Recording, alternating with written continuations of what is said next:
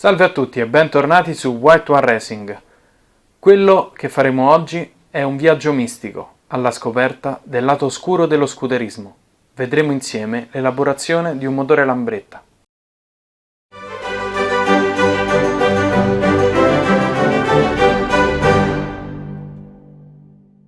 Il motore in questione è equipaggiato con un gruppo termico BGM 195 64 di alesaggio e 60 di corsa, con prestazioni molto scarse e un collettore di aspirazione da 26 mm che non presenta una forma ottimale rispetto a quella che dovrebbe essere. Infatti ne abbiamo comprato un altro, poi vi mostrerò tutte le fasi e tutte le modifiche da fare. Non interverremo soltanto sulla parte termica del motore, ma anche sul cambio. Infatti, proprio per questo scopo abbiamo acquistato un cluster ravvicinato della Pinasco, terza corta, quarta cortissima, che sarà adatto all'impiego per questo tipo di gruppo termico. E partiamo proprio dal collettore per analizzare i miglioramenti che andremo a fare su questo motore. Allora, questo è il collettore che era montato sul motore originale. Io adesso cercherò di farvi vedere, ecco, con la telecamera. Come potete vedere, qui in questa zona qui c'è una gobba che impedisce il corretto fluire della carica. Oltre a questo, a parte che è molto grezzo, che la fusione è molto grezza, come si può vedere, ma questo si risolve facilmente lucidandolo. Ecco, qui si può apprezzare bene la gobba di cui vi dicevo, qui, eccola qui. Ok? E questo qui ha un diametro 26 mm esatti.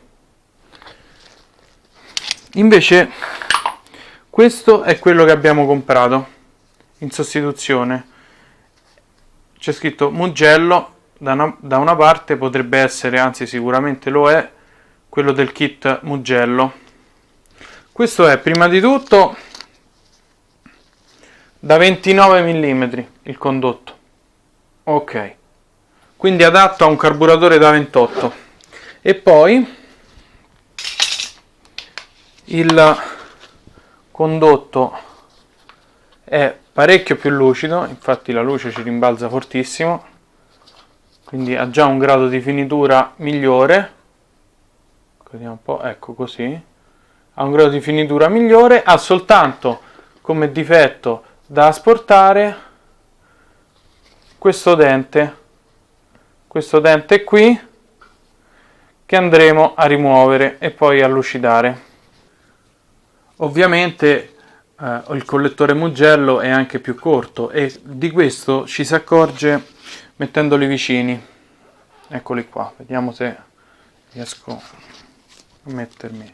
Ecco, è molto più corto e quindi il fatto che sia più corto tende a far funzionare meglio il motore a regimi più alti, quindi a tutto vantaggio della potenza massima. Quindi ulteriore miglioria di questo Mugello rispetto a questo RLC. Per rendere più breve e meno noioso il video, io ho già proceduto a fare alcune lavorazioni, principalmente sul cilindro e sul pistone per aumentare la fase, però vi dirò qual era la fase d'aspirazione originale e a quanti gradi siamo arrivati con le lavorazioni. Questo motore è piston ported. Abbiamo visto nel primo video del canale quali sono le caratteristiche e le differenze tra i vari sistemi di aspirazione. Questo della Lambretta è il più rozzo in assoluto, è anche il più semplice da realizzare e il più economico, anche se per questo uso risulta ugualmente efficace. Certo, comunque la fase d'aspirazione non potrà mai essere troppo lunga, proprio in virtù del rifiuto che genera questo tipo di motore, e quindi comunque le prestazioni globalmente per avere un motore guidabile, facilmente guidabile, saranno sempre modeste, parlando di potenza specifica. Questa è la testata del gruppo termico in questione. Allora, è una testata completamente ricavata dal pieno, è lavorata tramite macchina a controllo numerico, è molto bella, è a incasso ed ha la forma della testa a berretto di Fantino, ovvero sia la camera di scoppio, la cupola della testata è posta in maniera asimmetrica rispetto al centro del cilindro. Questa soluzione, anche questa, è molto antica, veniva usata insomma sui motori d'epoca, insomma questa era una soluzione che andava per la maggiore. Poi sono uscite successivamente le camere emisferiche, troncoconiche e recentemente, ma nemmeno troppo, quelle toroidali, sempre a candela centrale, che hanno rappresentato un miglioramento fluidodinamico notevole per quanto riguarda la propagazione del fronte di fiamma e quindi per le prestazioni in generale. Comunque questa camera di scoppio è molto capiente, quindi sicuramente non incorreremo in problemi di detonazione su questo tipo di motore. Siamo pronti a misurare le fasi. Utilizziamo il solito metodo dello spessimetro. Partiamo dalla fase di scarico e poi vediamo la fase di travaso e in ultimo la fase di aspirazione. Allora,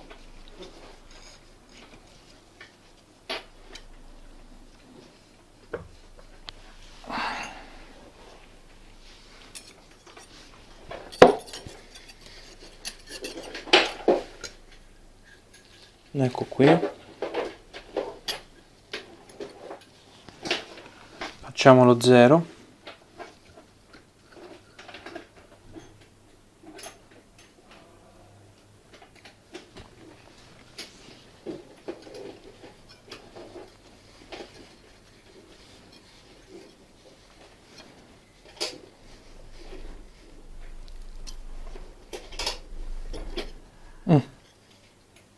Sono 171 gradi di scarico. Vediamo il travaso.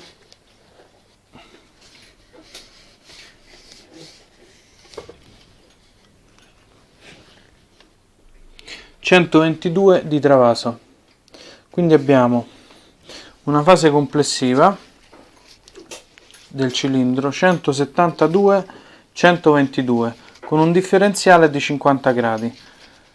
Probabilmente alzerò un pochino lo scarico, lo porterò almeno a 175, poi vedremo e rimisureremo insieme. Poi vediamo invece la fase di aspirazione. Il pistone è già stato limato, la fase originale era 140 gradi. Vediamo adesso a quanto siamo.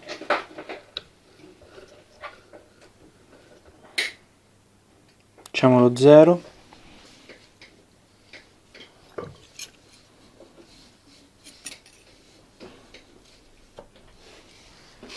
Adesso siamo a 150 gradi, quindi abbiamo aumentato di 10 gradi la fase di aspirazione. Dovrò aumentarla ancora un po', semplicemente perché il pistone al punto morto superiore non lascia completamente scoperto il foro di passaggio del collettore. Il gruppo termico è stato modificato nei travasi principalmente. Ecco qui, forse un po' se riesco a farvelo vedere, lavorazione fatta. Ecco qua, praticamente io ho soltanto rimosso il dentino che aveva originariamente questo cilindro. Infatti, come anche il BGM 177 per il Vespone, questo aveva un gradino che copiava esattamente i travasi originali. Io ho provveduto nella parte esterna a fare la stessa raggiatura del condotto, mentre nella parte laterale, l'ho fatto con una fresa dritta in modo da copiare esattamente la parete della rampa. Un altro intervento che ho fatto è stato quello di raccordatura, faccio sempre vedere con la lampada, raccordatura del condotto, ecco così, raccordatura del condotto che presentava in uscita, questo collettore che è avvitato, un gradino. Quindi ho rimosso quel gradino e poi ho rimontato il collettore. Adesso poi dovremo lavorare ulteriormente la luce di scarico in modo da arrivare a una fase di almeno 175 gradi, compatibile con tutta l'elaborazione che stiamo facendo. Proseguendo con lo smontaggio del motore per raccordare i nuovi travasi del cilindro al carter, mi sono accorto di una rottura, una microcrepa, una fessurazione qui in zona travaso. Qui probabilmente la telecamera non riesce a farvelo apprezzare, però c'è una microcrepa.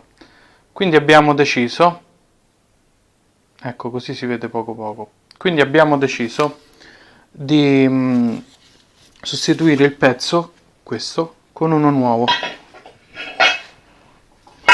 questo, perfettamente compatibile rispetto al motore, ma di fabbricazione indiana, quindi speriamo possa andare bene, dovrebbe andare bene. Un'altra cosa che vi voglio fare vedere prima di proseguire è il pistone. Il pistone è stato modificato, vediamo se si riesce ad apprezzare, ecco, è stata abbassata questa parte, che è quella dell'aspirazione, per aumentare la lunghezza della fase. Quindi poi la rimisureremo. Il mio obiettivo è arrivare intorno ai 150, abbiamo visto originariamente era 140, con una prima lavorazione l'abbiamo portata a 150 e io vorrei arrivare intorno a 160, poco meno, di aspirazione, che secondo me è un valore giusto per questi tipi di motore. E niente, proseguiamo con lo smontaggio del motore. Adesso sto drenando l'olio e vedremo come rimuoveremo l'albero motore, raccorderemo i travasi e poi monteremo un cluster ravvicinato. E questo è il cluster di cui sopra sarà imbustato. Apriamo la busta, eccolo qui, eccolo, e gli ingranaggi sono 10, 12, 15, 17, quindi dovrebbe essere terza corta e quarta cortissima. Abbiamo tolto il coperchio del carter e siamo pronti a rimuovere la molla che funge da parastrappi per estrarre l'albero motore e quindi avere la camera di manovella libera per poter effettuare poi la raccordatura dei travasi senza che i trucioli finiscano all'interno dell'albero motore.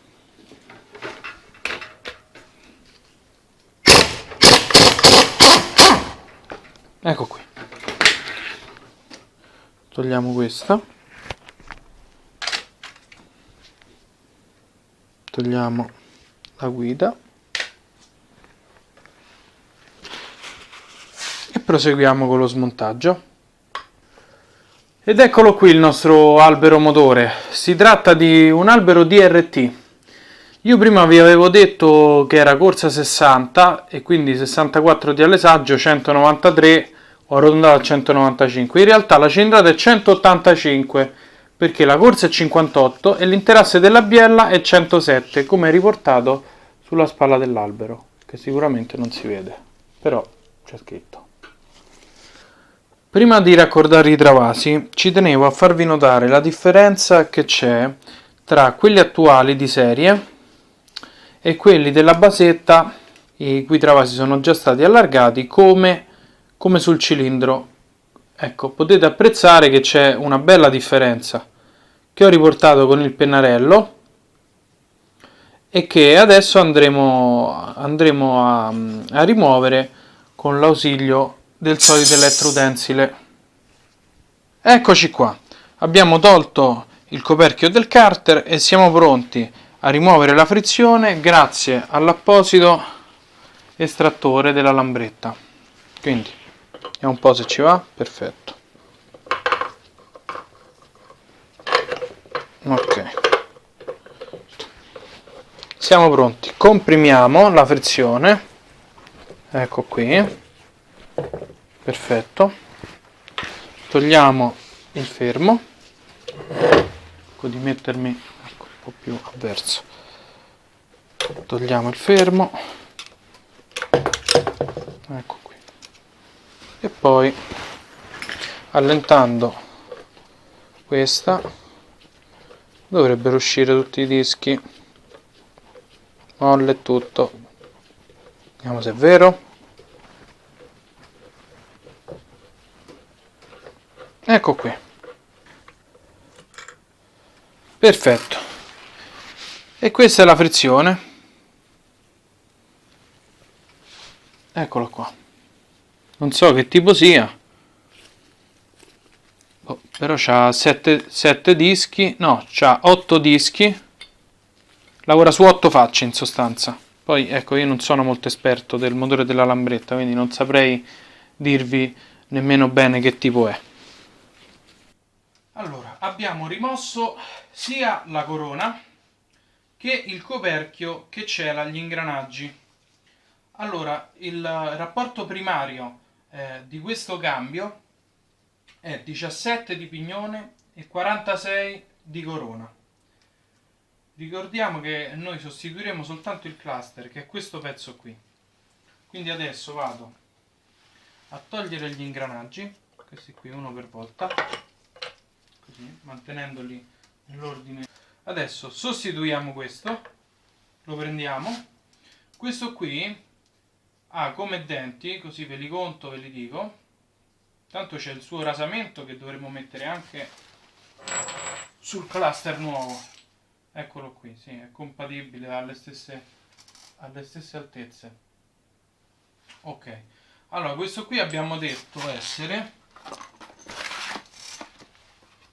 12, 10, 12, 15, 17, 10, 12, quindi finale 17, mentre quello originale 19, quindi abbiamo 2 denti di meno in quarta, e vediamo la terza.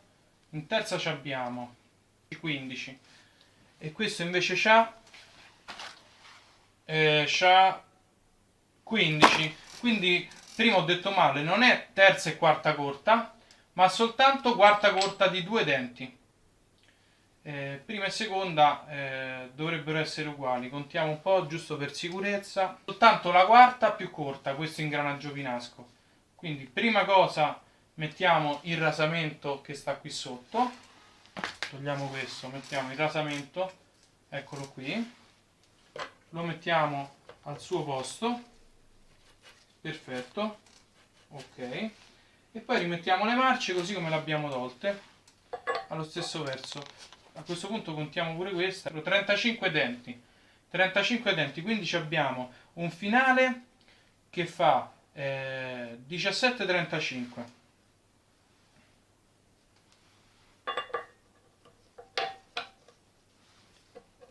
Ok.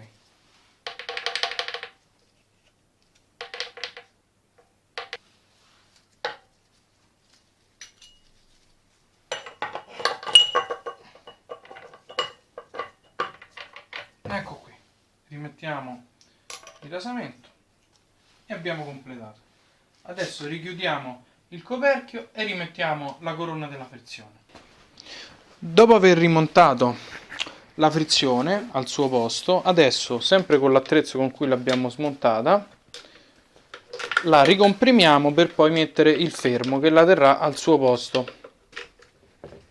Ricontrolliamo benissimo. Allora, comprimiamo.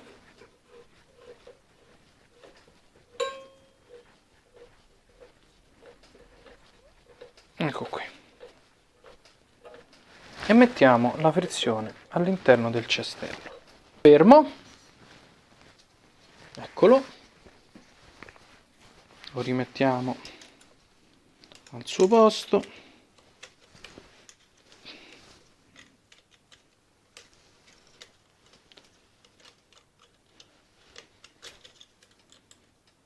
Ecco qua.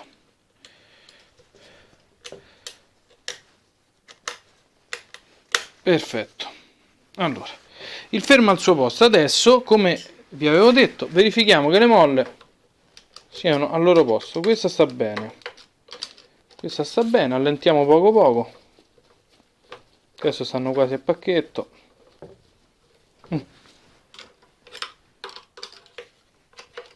Questa sta bene. Questa sta bene. Ok. Tutto a posto. Ok, adesso togliamo lo strumento, rimontiamo l'albero motore, rimontiamo il pignone, attacchiamo la catena e chiudiamo il coperchio del carter. Abbiamo rimontato anche il pignone con il parastrappi, teso il tenditore, adesso la catena è giusta come gioco. Io direi che per oggi di fermarci qui con questo video, perché ho parlato abbastanza, altrimenti viene un video veramente lunghissimo e non voglio fare video di mezz'ora o 40 minuti.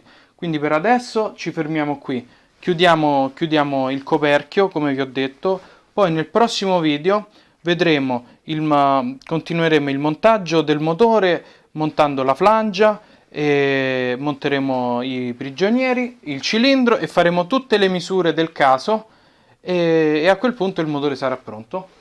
Un saluto a tutti e appuntamento al prossimo video. Se ti è piaciuto il video, lascia un like e condividilo con i tuoi amici. E ricorda, White War Racing non è un'officina, ma un'associazione sportiva dilettantistica che prepara motori solo a fini sportivi e solo ai propri associati.